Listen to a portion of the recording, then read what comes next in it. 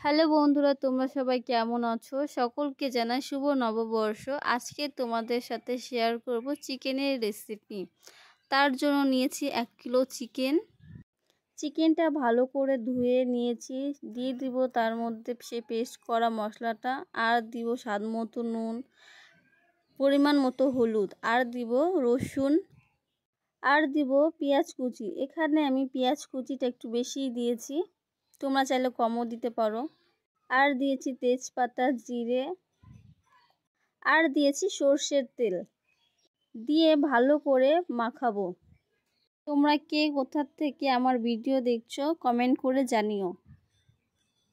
তারপর উনুনে কড়াই বসিয়ে দিয়ে দিব তেল, আর দিব পরিমাণ মতো জিরে, আর দিব পেঁয়াজ কুচি। পেঁয়াজ কুচিটা একটু লাল লাল হয়ে আসলে তারপর দিয়ে দেবো সেই মাখানো মশলাটা। একটু নাড়াচাড়া করে দিয়ে দিব কাঁচা লঙ্কা ঝালের জন্য, তোমরা চাইলে এখানে নাও দিতে পারো। আর এখানে আমি কোনো কিছু অ্যাড করব না, কারণ যা দেওয়ার আমি আগেই দিয়ে দিয়েছি। এখন চিকেনটাকে ভালো করে কষাবো, 2-1 বার জল দিয়ে আমি কষাবো যতক্ষণ না চিকেন থেকে তেল না ছাড়ছে। এখানে আমি অ্যাড করেছিলাম কয়েক টুকরো আলু, কারণ চিকেনের থেকে আমার চিকেনের আলুটা খেতে খুব ভালো লাগে। চিকেনের থেকে এখন তেল ছেড়ে দিয়েছে। দিয়ে দেবো পরিমাণ মতো জল।